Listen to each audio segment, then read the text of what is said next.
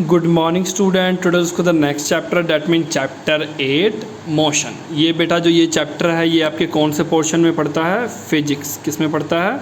Physics. तो जो हमने पहला चैप्टर किया था वो बेटा केमिस्ट्री का पार्ट था और ये जो अब कर रहे हैं हम फिजिक्स का पार्ट है। ठीक है, तो पहले चैप्टर के मैंने कुछ क्वेश्चन सेंड कर दिया था, कुछ पेंडिंग है, वो मैं आपको नेक्स्ट लेक्चर में सेंड कर दूँगा। तो हम आज इंट्रोडक्शन करेंगे सिर्फ इसका। तो पहला क्या है? In everyday life we see some object at rest. कुछ क्या है?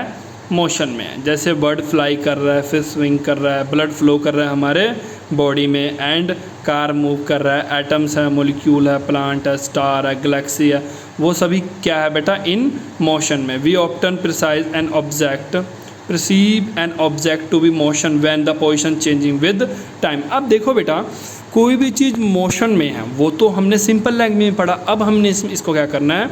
साइंस लैंग्वेज में पढ़ना है। देखो बेटा, कोई भी चीज़ अगर मोशन में है इसका मतलब क्या कर रहा है? वो अपना पोजीशन चेंज कर रहा है। इसका मतलब कोई भी चीज़ मोशन में है तो पहले यहाँ है तो अब यहाँ है, अब यहाँ है। इसका मतलब क्या आ रहा है कि विद रिस्पेक्ट टू टाइम, यानी कि समय के साथ वो क्या कर रहा है? अपना पोजीशन चेंज कर रहा है। However, there are situations where the motion is inferred through direct evidence। Example के लिए we infer the motion of air by observing the movement of dust and the movement of leaves and branches of trees। अब देखो बेटा, next क्या बोल रहे हैं कि हम कैसे पता लगाते हैं कि मोशन कितना तेज है। अब मान लो कि हवा चल रही है, ठीक है, हवा चल रही है तो हवा कितना तेज चल रही है, तो उसका मोशन का पता लगाने के लिए हम क्या करते हैं? पेड़ों की तरफ देखते हैं, डस्ट के, जितना तेज़ी से डस्ट उड़ रहा होगा, जितना तेज़ी से पेड़ के पत्ते हिल रहे होंगे, मतलब उतना तेज़ी क्या है? इसका मोशन है। ठीक है। What causes the phenomena of sunrise, sunset and changing the season? It is due to the motion of earth. अब देखो बेटा, नेक्स्ट क्या है?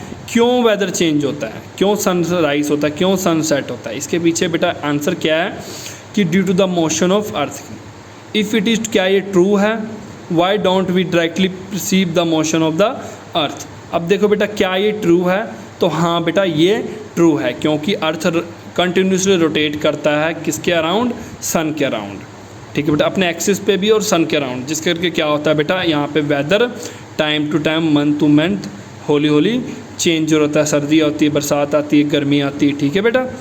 एन ऑब्जेक्ट में appear to be moving for one person is stationary. अब देखो बेटा बच्चों कि अब इसमें एक काफ़ी अच्छा सा एग्जांपल है। मान लो आप ट्रेन में बैठे हो, ठीक है, तो ट्रेन में बैठे हो तो आप क्या ऑब्ज़र्व कर रहे हो? अब मान लो आप ट्रेन में बैठे हो और ट्रेन चल रही है, तो रोड पे अगर कोई लड़का खड़ा है, या रोड पे खंबा है, या कार खड़ी है, तो आप क्या देखोगे कि कार मूव कर रही है। आपको क्या लगेगा? कार मूव कर रही है।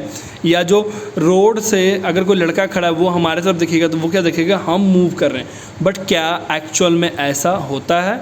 आंसर है नो, बिकॉज मूव कौन कर रही है? ट्रेन, हम नहीं कर रहे हैं। पहले तो बात याद रखना, इसलिए यहाँ बोला है कि एक के रिस्पेक्ट में दूसरा क्या होता? मोशन में होता, बट एक्चुअल में वो क्या होता है? स्टेशनरी। स्टेशनरी वर्ड का मतलब होता है रेस्ट में रहना। मतलब क्या है कि बच्चों कि अगर कोई कार में जा रहा है, हमें लग रहा है कि वो मूव कर रहा है, बट एक्चुअल में वो नहीं मूव कर रहा है, कार मूव कर रही है। ठीक है। और अगर कार में कोई बैठी तो हमें रोड पे अगर खड़ी भी देख रही तो उनको लग रहा है कि हम मूव कर रहे हैं, बट एक्चुअल में हम नहीं मूव कर रहे होते हैं, क्योंकि वो स्पीड से जा रहे होते हैं तो उन्हें लगता है कि हम क्या कर रहे हैं? मूव कर रहे हैं। ठीक है बेटा। इसी तरह जब खंबे होती हैं ट्रेन की पटरी के पास में खंबा होते हैं ना, तो आप देखोगे कि जो खंबे होते हैं बेटा वो बड़ी स्पीड से पास करते हैं ट्रेन को, बट क्या आप खंबा मूव करती है अपने पोजीशन से? नहीं, मूव कौन कर रही है? Train. Okay. A person standing on the road side perceive the bus along with the passenger is moving. But ऐसा नहीं होता बेटा, पैसेंजर जो होता है बस के अंदर वो रेस्ट में होता है और मूव कौन कर रही होती है? बस। Most motions are complex, some object may move in straight line, other may be move in a circular path. अब देखो बच्चों, कुछ अब ये नहीं कि सभी ऑब्जेक्ट की जो मोशन होती है वो काफ़ी इजी होता है, कुछ काफ़ी कॉम्प्लेक्स है। कुछ स्ट्रेट लाइन में मूव कर रही है, कोई सर्कुलर मोशन में मूव कर रही है, कुछ रोटेट कर रही है, कुछ वाइब्रेट कर रही है। देखो बेटा, ठीक है, ये देखो स्ट्रेट लाइन, सर्कुलर लाइन कुछ रोटेट कर रही है और कुछ वाइब्रेट कर रही है। ये होते हैं सबके अलग अलग बताऊँ। Circular line, straight line, circular line rotate कर रही है, वाइब्रेट कर रही है। ठीक है बेटा, ये सभी क्या है, मोशन। दिस में भी situation involving the combining of this. In this chapter, we will first learn to describe the motion of object along a straight line. We also learn to express such motion through the simple question and the graph. Later we discuss the describing the circular motion. मतलब इस chapter में हम straight line के बारे में पढ़ेंगे, circular motion के बारे में मेनली हम फोकस करेंगे, ठीक है। डिस्क्राइबिंग द मोशन थोड़ा सा पढ़ के फिर नेक्स्ट मैं आपको नेक्स्ट लेक्चर में कराऊंगा। We describing the location of object by specifying a reference point. Let us understand by the example. Let assume that school in a village is 2 kilometers north on the railway station. We have specified the position of school with respect to the railway station. मतलब क्या है कि बेटा मैंने क्या बोला, अगर मान लो रास्ते में अगर मान लो बच्चों कि आप क्या करते हो, रास्ते में किसी से क्या पूछते हो कि सर वो वाला लोकेशन कहाँ है, मतलब एक्स पॉइंट, मैंने ना एक्स एड्रेस पे जाना है या वाई एड्रेस पे जाना है, ठीक है बेटा। तो वो क्या बोलते हैं, चलो और इजी एग्जांपल, आपने बोला कि सर मैंने ना देवीतलाब जाना है, तो मैं कैसे जाऊं, मुझे लोकेशन बताओ। वो क्या बोलेगा कि आप ऐसा करो, यहाँ से चल जाओ किशनपुरा, और किशनपुरा से जस्ट आपने 1 किलोमीटर जाना है। इसका मतलब क्या किया उन्होंने, किशनपुरा को क्या माना बेटा, रेफरेंस पॉइंट, और उसके रिस्पेक्ट में आपको क्या बताया उन्होंने, लोकेशन बताया देवीतलाब मंदिर का, ठीक है बेटा। तो इसमें क्या करते हैं, और जैसे कि आपने ये भी देखा है ना कि आप जब भी एड्रेस डालते हो तो वो क्या बोलते हैं, नियर बाय कुछ बताओ, नियर बाय। तो अगर किसी घर के पास रेलवे स्टेशन है, क्या लिखते हैं, near Jalandhar railway station, near bus stand, near this school, near this मंदिर। इसका मतलब क्या कर रहे हो आप, उस लोकेशन को अपना रेफरेंस बता रहे हो, उसके अकॉर्डिंग वो जो बंदा आपको पार्सल देने आ रहा है वो उस रेफरेंस को मानते हुए आ जाएगा। जैसे आपके घर के कोई एड्रेस पूछता है, आप क्या कहते हो कि आप ऐसा करो, पहले इस मंदिर के पास आ जाओ, किसी से भी पूछ लेना, ये मंदिर आपको बता देगा। इसका मतलब क्या है कि आपने उस मंदिर का रेफरेंस दिया, ठीक है बेटा, उसके रिस्पेक्ट में वो आपका घर ढूंढेगा, ठीक है।